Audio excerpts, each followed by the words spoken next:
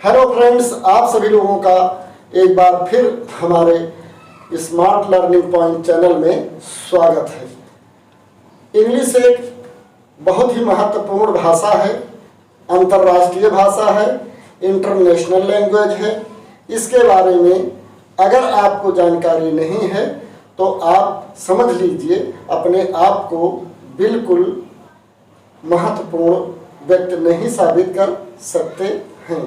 ना तो इंग्लिश में बात कर सकते हैं, ना इंग्लिश में आप लिख सकते हैं और ना किसी के द्वारा इंग्लिश में बताई हुई बात को समझ सकते हैं। इन्हीं सब बातों को लेकर के मैं बहुत ही सरल ढंग से आपको इंग्लिश बताता हूं। तो आइए हम आज आपको यूज ऑफ व्हिच के प्रयोग के बारे में बता रहे हैं, जिसको आप लोग ध्यान से देखिए। यूज ऑफ व्हिच का प्रयोग। व्हिच मीन्स होता है कौन सा या कौन सी। यदि वाक्य के शुरू में व्हिच का प्रयोग किया जाता है तो व्हिच का माने होता है कौन सा या कौन सी। और यदि यही व्हिच वाक्य के बीच में प्रयोग किया जाता है तो इसका अर्थ हो जाता है वाक्य के बीच में जो या जिसे। ठीक है, तो वाक्य के आरंभ में व्हिच का अर्थ है कौन सा या कौन सी, और वाक्य के बीच में व्हिच का अर्थ है जो या जिसे। ठीक है, और इसका सबसे खास बात है कि ये निर्जीव वस्तुओं के लिए प्रयोग किया जाता है, सजीव के लिए नहीं। और ये एक क्वेश्चन वर्ड है, प्रश्नवाचक शब्द है। तो देखिए, तुम कौन सी किताब पढ़ रहे हो? तो व्हिच बुक, इसका अर्थ हो गया कौन सी किताब पढ़ रहे हो।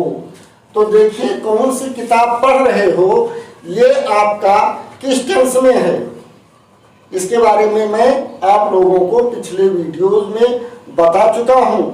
यदि आप लोग नए हैं तो हमारे इसी स्मार्ट लर्निंग पॉइंट चैनल के प्लेलिस्ट में जा करके उसे आप देख सकते हैं और समझ सकते हैं। तो ये जो है प्रेजेंट कंटीन्यूअस टेंस में है। तुम कौन सी किताब पढ़ रहे हो, ये प्रेजेंट कंटीन्यूअस टेंस में है। और प्रेजेंट कंटीन्यूअस टेंस की सहायक क्रिया इज आर एम है। तो देखिए यहाँ पर है कि तुम कौन सी किताब पढ़ रहे हो, which book are you reading. Next, तुम कौन सा समाचार पत्र पढ़ते हो। अब देखिए, तुम कौन सा अखबार पढ़ते हो या तुम कौन सा समाचार पत्र पढ़ते हो, ये सेंटेंस, ये वाक्य आपका प्रेजेंट इंडेफिनिट टेंस में है। किस टेंस में है? प्रेजेंट इंडेफिनिट टेंस में है। और प्रेजेंट इंडेफिनिट टेंस की कोई सहायक क्रिया नहीं होती है। देखिए कि तुम कौन सा समाचार पत्र पढ़ते हो, which newspaper do you read. तुम कौन सा समाचार पत्र पढ़ते हो। देखिए यहाँ पर एक हमने गलती कर दी है, और गलती करना इंसान का स्वभाव भी है। To err is human. ये वास्तव में तुम कौन सा अखबार पढ़ते हो, ये प्रेजेंट इंडेफिनिट टेंस में नहीं है, बल्कि ये इंट्रोगेटिव सेंटेंस में है।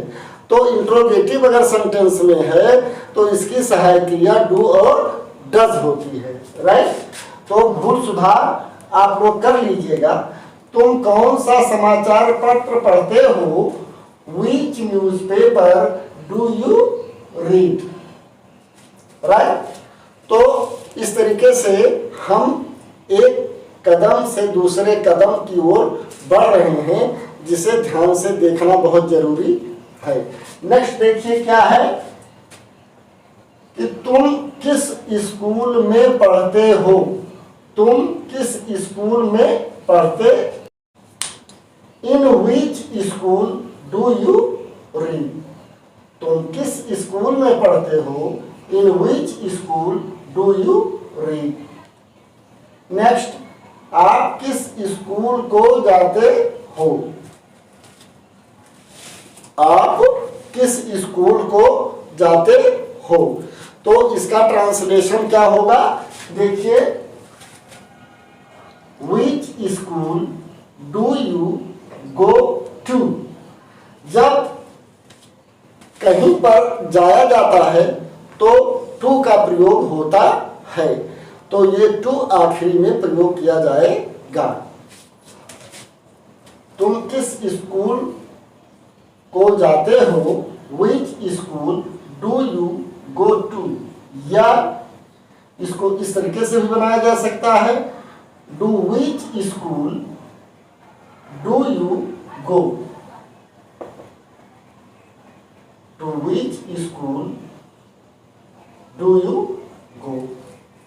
नेक्स्ट, तुम किस टीम के लिए खेलते हो, यानी जो आप खेल रहे हो या खेलते हो इस समय, तुम किस टीम के लिए खेलते हो। अगर ये वाक्य आता है कि तुम किस टीम के लिए खेलते हो, तो आइए देखिए इसका ट्रांसलेशन क्या होता है। तुम किस टीम के लिए खेलते हो, which team do you play for, तुम किस टीम के लिए खेलते हो, which team do you play for. ठीक है, तो आप लोग ध्यान से पूरा वीडियो देखिए, जिससे कि पूरा कॉन्सेप्ट क्लियर हो जाए। जब तक आप ध्यान से पूरा वीडियो नहीं देखेंगे, आपका कॉन्सेप्ट क्लियर नहीं होगा। तो आइए नेक्स्ट हम देखते हैं, तुम किस डॉक्टर के पास जा रहे हो, which doctor are you going to. यहां भी कहीं पर आदमी जा रहा है तो वहां पर आखिरी में टू लगेगा। ठीक है, नेक्स्ट देखिए, हम किस होटल में जाएंगे।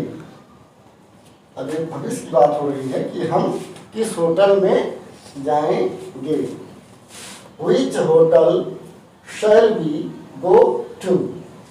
नेक्स्ट, मुंबई जाने वाली ट्रेन किस प्लेटफॉर्म पर आएगी, मुंबई जाने वाली ट्रेन किस प्लेटफॉर्म पर आएगी। तो इसका ट्रांसलेशन होगा, on which platform will the train for Mumbai come. ठीक है, तो इस तरीके से ये ट्रांसलेशन आगे बढ़ रहा है। नेक्स्ट हम देखते हैं कि तुमने यह किस किताब में पढ़ा, तुमने यह किस किताब में पढ़ा। In which book did you read this. Next हम देखते हैं कि मैं कौन सी किताब खरीदूं, मैं कौन सी किताब खरीदूं। अर्थात अभी उसने खरीदा नहीं है, यानी ये इन फ्यूचर की बात हो रही है, भविष्य में खरीदने का यहाँ आशय है। तो आइए इसका ट्रांसलेशन क्या होगा उसे आप ध्यान से देखिए। मैं कौन सी किताब खरीदूं, which book shell I by. मैं कौन सी किताब खरीदूं। नेक्स्ट, तुम कौन सी किताब खरीदोगे। ये निश्चित रूप से इन फ्यूचर की बात है, यानी भविष्य के लिए संकेत कर रहा है। तो देखिए इसका ट्रांसलेशन क्या होगा, तुम कौन सी किताब खरीदोगे, which book will you by. Next, तुमने कौन सी किताब खरीदी। अब ये पास्ट टेंस की बात है। सामने वाला पूछ रहा है ये जो किताब है इसको आपने कब खरीदा, यानी ये बीते हुए समयों का बात है, यानी पास्ट टेंस की। तो तुमने यह किताब कब खरीदा, कह रहा है कि तुमने कौन सी किताब खरीदी, कब नहीं बल्कि तुमने कौन सी किताब खरीदी। Which book did you buy, अर्थात तुमने कौन सी किताब खरीदी। आइए नेक्स्ट और आखिर में है वह कौन सा विषय पढ़ाता है। तो ये क्या है, प्रेजेंट टेंस की बात है, वह कौन सा विषय पढ़ाता है। आइए हम देखते हैं इसका ट्रांसलेशन क्या है। वह कौन सा विषय पढ़ाता है। Which subject does he read, अगर पढ़ाता है तो यहाँ टीच हो जाएगा और अगर पढ़ता है तो रीड हो जाएगा। ठीक है, तो आप लोगों ने ये पूरा वीडियो ध्यान से देखा और आपका कॉन्सेप्ट क्लियर होता चला जा रहा है। इंग्लिश कोई हवा नहीं है। अगर इसको आप ध्यान से देखेंगे आपके अंदर एक जिज्ञासा जगेगी, इंटरेस्ट पैदा होगा, शौक पैदा होगा, तो निश्चित रूप से इंग्लिश कोई बहुत बड़ा हवा नहीं है। आप धीरे धीरे इस पर महारत हासिल कर सकते हैं। Thank you for watching.